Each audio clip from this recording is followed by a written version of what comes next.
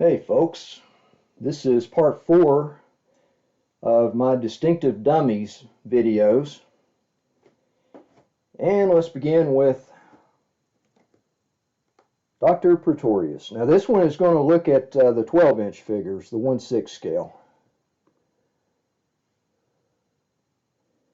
And there is Ernest Thesiger as Dr. Pretorius, Bride of Frankenstein.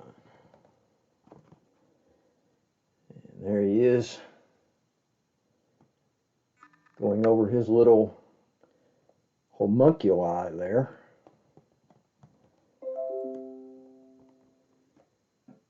And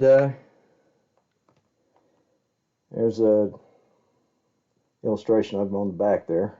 It's pretty good. And a little explanation of the character there. You guys can freeze that and read it if you want.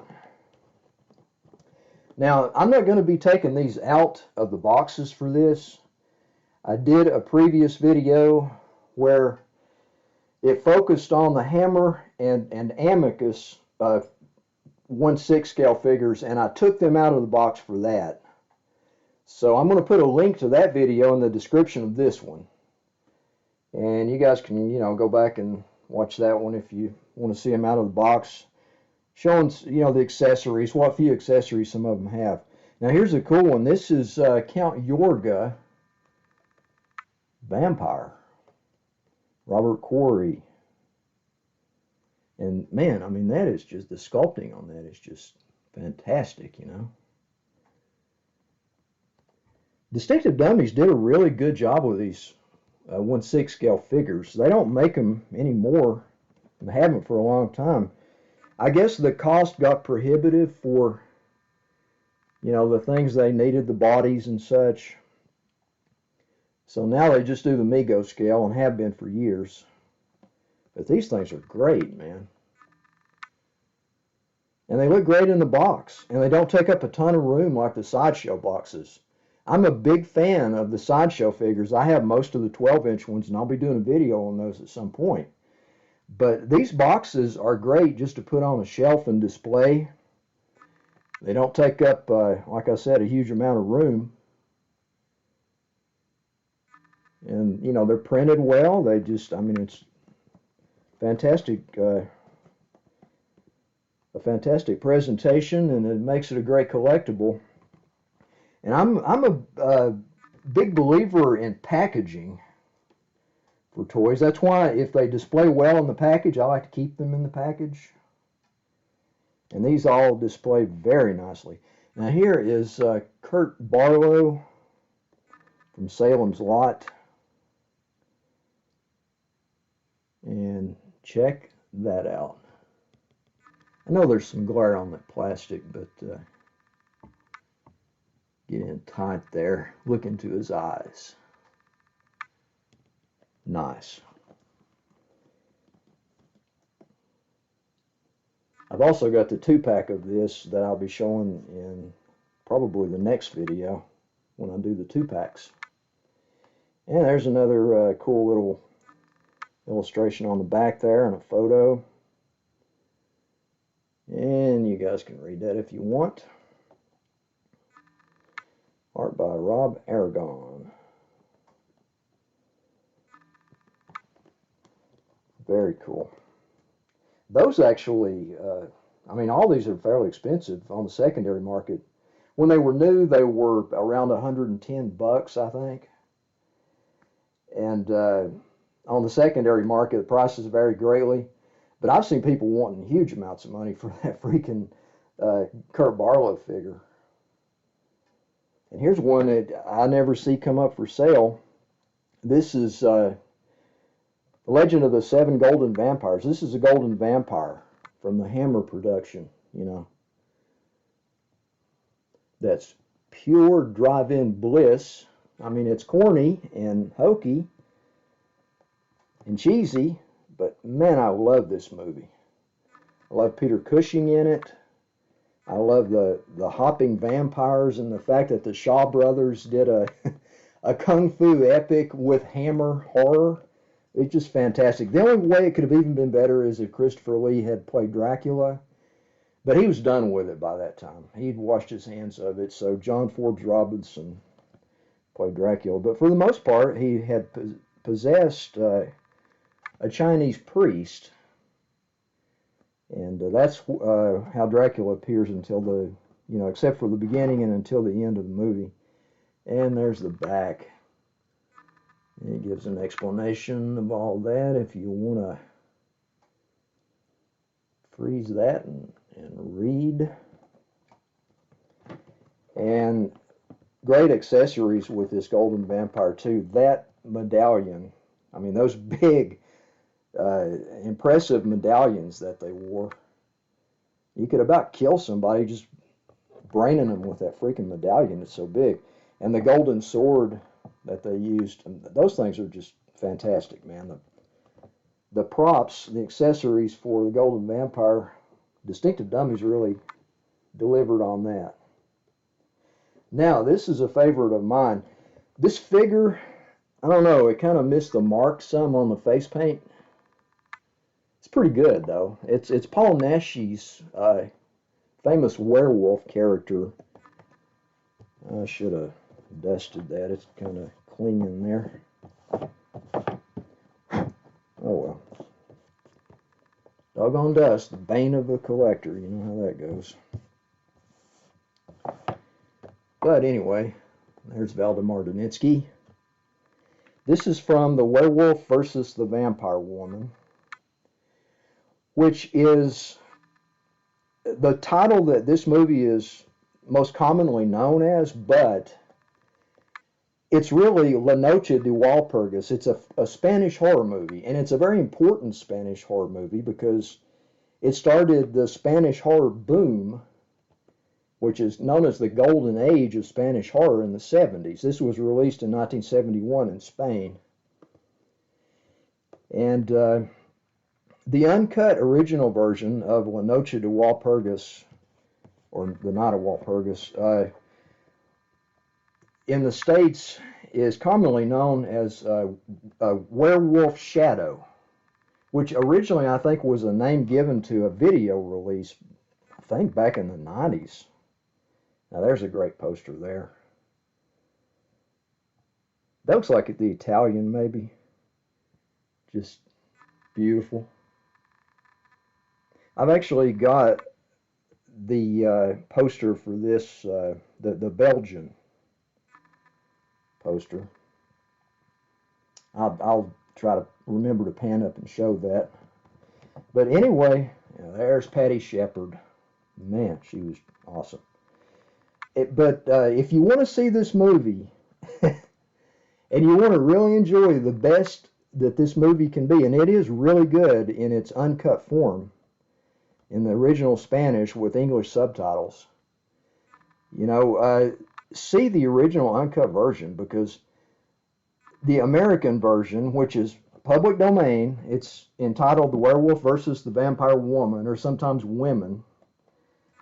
It cuts out a bunch of all the nudity pretty much, and it cuts out a lot of the gore and a lot of the fun stuff that makes Euro horror really. And the original version of that made Paul Naschy an international star. Like I said, it kicked off the Spanish horror boom in the 70s.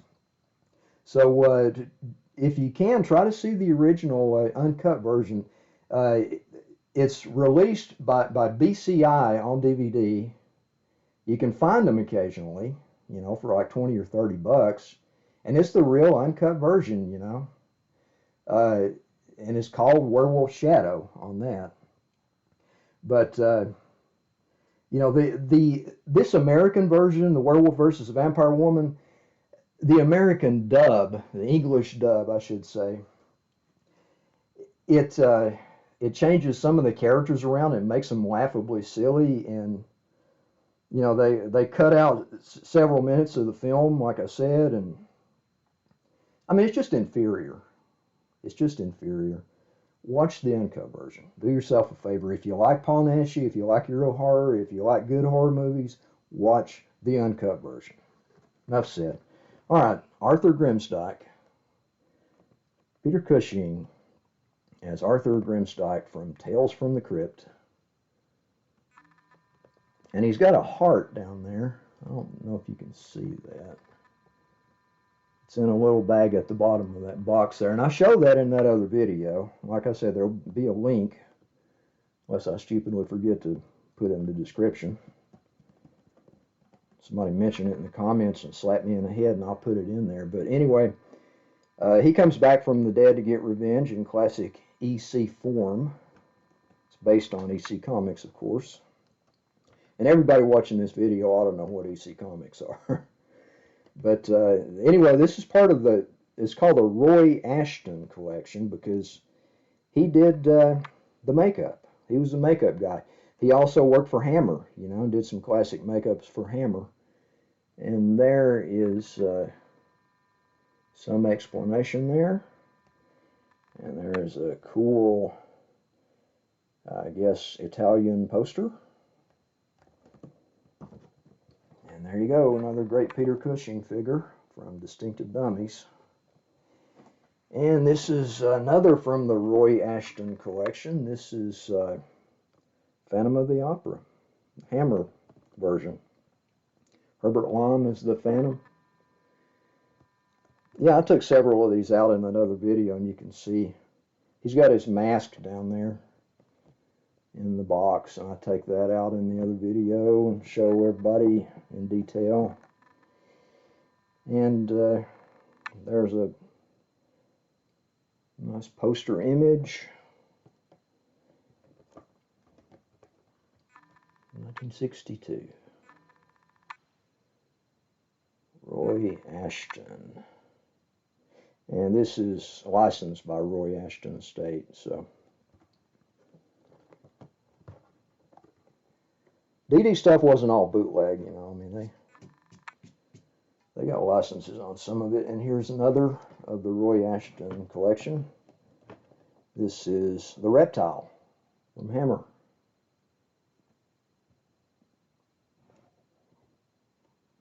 They also made an 8-inch Reptile that I do not have. And there is an Amigo 8-inch Reptile that I showed in my previous video on the Amigo Hammer figures. And show you the box all the way around.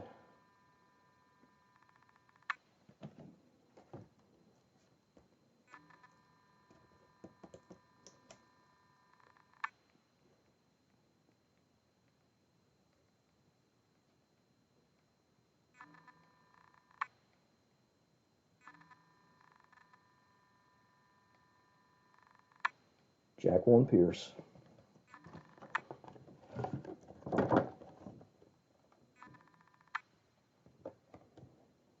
Yeah, you can take the wires loose from the legs, and they still display well in these boxes, and you can take them out and stuff if you want.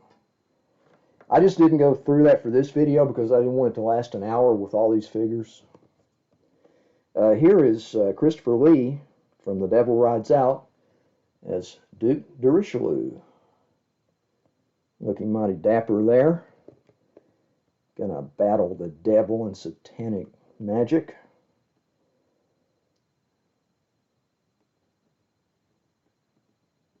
Nice little pic of the Duke. Poster.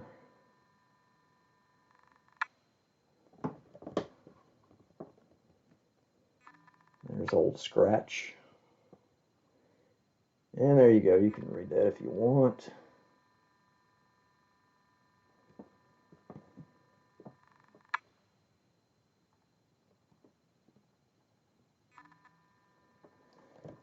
Duke de Richelieu. Great figure.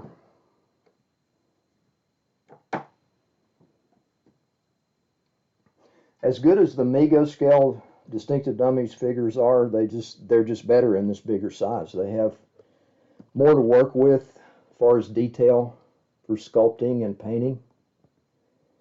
Now this is Dr. Shrek, or Dr. Terror, Peter Cushing, of course, all decked out like he was on the train. He's got a deck of tarot cards down there. Don't know if you can see that for the glare very well. They're down there, and I show those in that other video. You might want to check that out. And this is from Dr. Terror's House of Horrors by Amicus.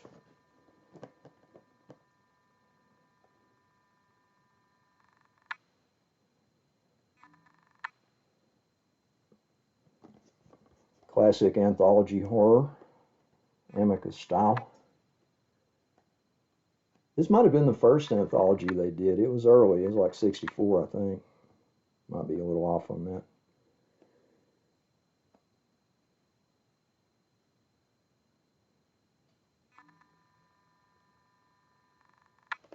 And it's a great movie that probably everybody that's watching this video has seen. And if you haven't, watch it. And if you have, watch it again. It's great. Okay.